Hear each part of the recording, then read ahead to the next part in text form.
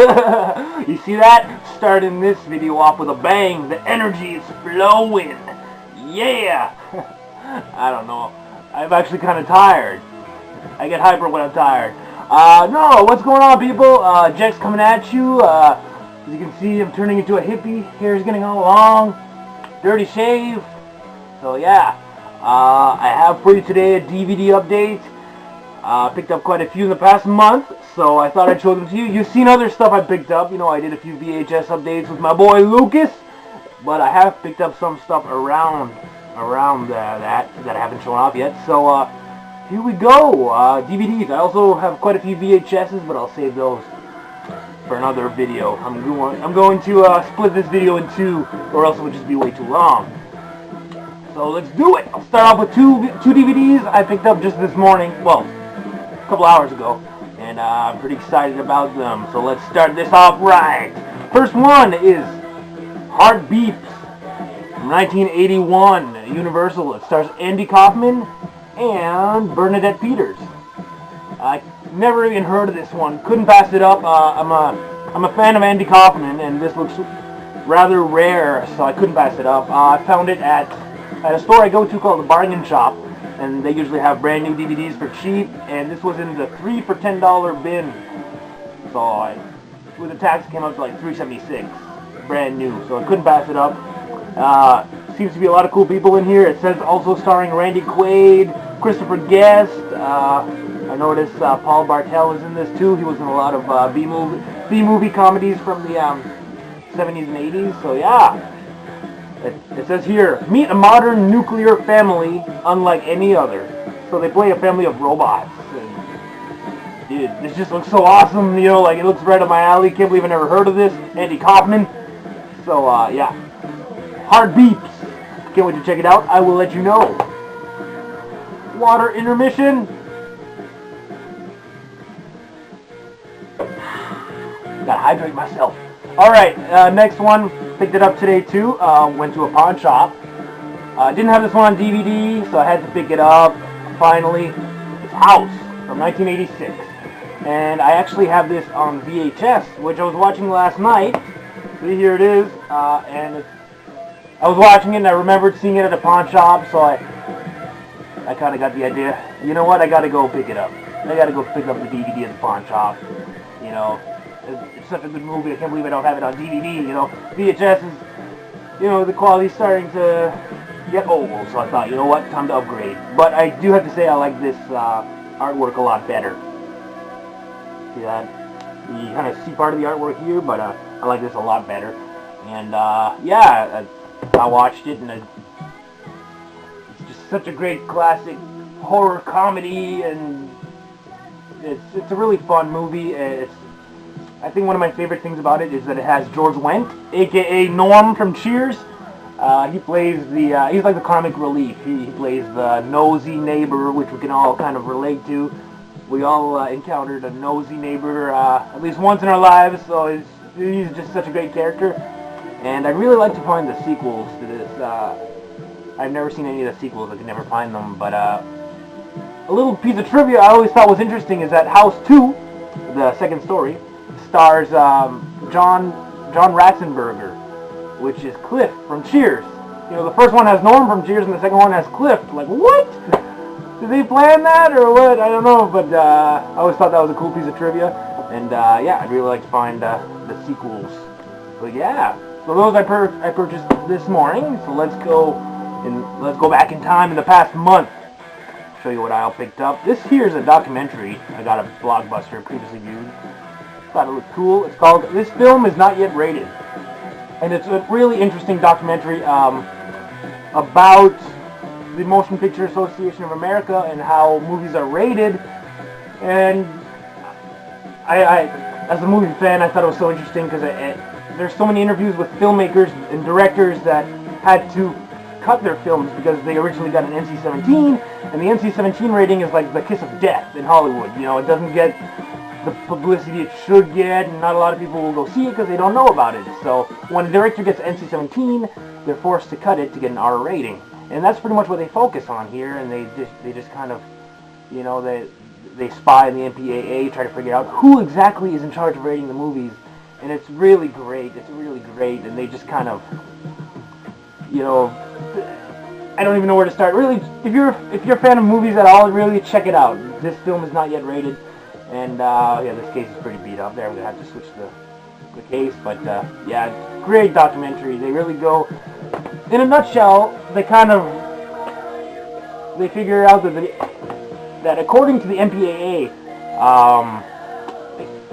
excessive violence, okay, but sex, ooh, not good. You know, like, they'll let a movie have all the violence possible, but if there's a little bit of too much sex or too much skin, gotta cut that. You know, so that's pretty much what they talk about in this documentary, and I really thought it was great. Censorship is a topic that has always kind of fascinated me. I've always been kind of intrigued by censorship, and ever since I was a little kid, little Jex, watching movies on TV that were edited for TV, you know, I'd always be like, wow, why is the swearing overdubbed? You know, why did they do it? Well, you know, like, what's up with censorship? You know, so ever since I was a kid, the censorship it always fascinated me. Like, why do they do it? So yeah, definitely check it out. This film is not yet rated. All right, next up, another Blockbuster purchase.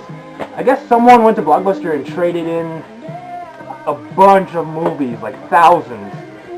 Probably a guy that owned a video store and just got rid of all his stock, sold it to Blockbuster. So they had a lot of trades come in, and these are a few that I bought. Phantom of the Paradise from 1974. Great movie. To me, it's right up there with the Rocky Horror Picture Show. I think it's because they came out roughly around the same time. And this is a musical, somewhat, yeah. And basically, it's just kind of a portrait of the music industry in the 70s. You know, it's kind of a twisted tale, and it's really, really interesting and good and dark. And I don't know what else to say about it. Phantom of the Paradise, really good.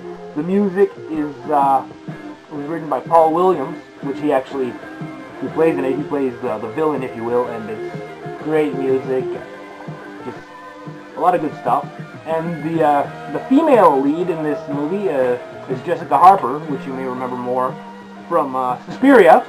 And in this movie, I don't know if it's just me, you know, feel free to disagree, but I think that she has such a resemblance to Ellen Page, you know, Ellen Page from Juno and all that, or I should say Ellen Page holds a resemblance to Jessica Harper, but I don't know, man, I find they look alike so much. I was watching Phantom of the Paradise and I was like, oh, man, she looks familiar, and I was like, fuck, looks like Ellen Page. So, feel free to disagree, let me know if I'm just crazy, I don't know, but yeah. But that being said, Phantom of the Paradise, check it out. Next one up, a pawn shop purchase.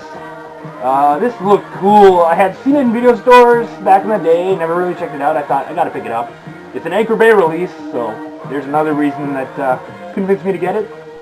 It's Wanted, Dead or Alive, with Rutger Hauer and Gene Simmons as the villain. That's kind of the main reason I wanted to get it. I'm like, Gene Simmons as a villain? Dude. And it says in the back here, Rutger Hauer is the bounty hunter. Gene Simmons of KISS is the terrorist. Oh yeah, it's really great. I watched it with my buddy Lucas, and it's a cool, cheesy 80s action. You know, it's a fun time. You know, not the best that's out there, but it's great, worth a watch. I'm glad I got it. Rutger Hauer is great as the bounty hunter. But in a nutshell, he's after a terrorist played by Gene Simmons, which is like really hard to capture, and it's great. It has a great ending. Obviously, I'm not going to give it away, but the ending was just like, whoa! You know, you don't see it coming, and it's cool. So yeah, check that one out. Oh, this one here, got it at another pawn shop for $3. Was so happy to find it. It comes up all the time on YouTube. People talk about it a lot, and I had never seen it. So for $3, I lost it. I was like, whoa! Are you kidding me? Death Wish 3, Bronson. This was amazing. I had only ever seen the first Death Wish, which I have on DVD, and this often comes up in updates and everything, and people always say it's the best one of the series, so I couldn't wait to see it, and it was really cool. It exceeded my expectations. I was expecting, you know, those cheesy 80s cops and robbers movies, you know, but it's a lot more than that. Like, the director really kind of paid attention to detail and made it more than just a regular cheesy action flick. The camera angles are, you know, I was amazed. I was blown away by the camera angles. It's really like, it's kind of artsy, and I wouldn't have expected it from from this kind of movie, but it's really, you know, the direction was great, and it surprised me. I got my money's worth for sure. $3. So Death Wish 3. I gotta see 2, 4, and 5 now. But everybody says this one's the best, and I can see why. Loved it. Absolutely loved it. Next one up. This was another one I've heard about a lot over the years, but never checked it out. So $3. Had to pick it up. It's Where the Buffalo Roam, with Bill Murray and Peter Boyle. If you don't know who Peter Boyle is, he's best known as the father from Everybody Loves Raymond. That's him in the 80s. So yeah, this was a great movie. It's the I guess you could say the predecessor, or the first part. It's easier to say it that way. It's the first part of Fear and Loathing in Las Vegas. It's based on the twisted life of Hunter S. Thompson. And Bill Murray, I thought he did a great job as Hunter S. Thompson. He had the voice just down pat, and it was just a great movie. It's strange, it's kind of twisted, but it's very enjoyable, good comedy. This is from 1980, and I liked it a lot. I'm glad to have found it. I had heard about it quite a bit. My buddy Lucas has this on DVD, and he often told me about it, and it's a good time. It's great entertainment. Bill Murray did a great job. So definitely check this one out. Where the Buffalo Roam.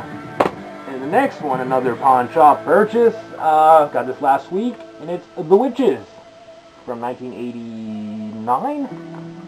I've been wanting to find me a copy of this for a while, because I had seen bits of it on TV when I was a kid. I never saw the whole thing, but I had seen bits of it on TV, and I remember, whoa, you know, being freaked out. So I got it, and actually there's a little story behind this I'm going to tell you. That wasn't my original choice at the pawn shop. I found this set. It was an MGM triple pack, and it said the movies were Amityville Horror, the remake with Ryan Reynolds, Legend of Hell House, which is a 70s movie, and Poltergeist 2 and 3. So I know what you're thinking. Wait, that's 4 movies, but they count Poltergeist 2 and 3 as one movie. So it was a triple pack, MGM triple pack. So I thought, this is awesome. I wanted it mostly for Poltergeist 2 and 3. So I thought, wow, $5. You know, if I got 4 movies for $5, so I picked it up. You know, brought it to the counter. So the woman takes out they have this binder, because the cases are empty. So they takes out the binder, finds the discs, puts it in the case. I pay, I leave.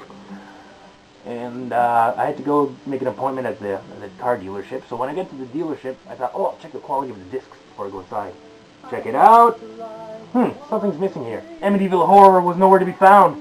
So I thought, oh, I gotta put it in. Okay, no problem. So I go back to the pawn shop, and I explain it to the woman. So she takes out the binder. It's nowhere to be found. Amityville Horror. So we figured that the person who sold it to the pawn shop sold it like that, with a missing disc. So I thought, oh man. I mean, the main reason I wanted the set was for Poltergeist 2 and 3, you know, but still, I'm not gonna take a set if there's something missing from it. So she told me I could either have my money back or take something else. So that's how I ended up getting The Witches, because I have been wanting to find it for a while. So I thought, why not? But it just kind of pisses me off that I could have had 4 movies for $5, and I ended up with just 1. But whatever. And I didn't watch the whole thing yet. I only watched like half of it, and then my buddy Eric showed up with Jackass 3 on Blu-ray, so we're like, well, we gotta pop this in, you know. But it's all right. The Witches, it's not like I remember. You know, when you're a kid, it looks like, whoa. Then you watch it now, it's just like, man, that's cool, but not the best. But yeah, those would be my DVD purchases of the past month. I got quite a few VHSs, which I'm gonna show off real soon in another video, so stay tuned for those. Thanks for watching. Take care of yourself, and peace out.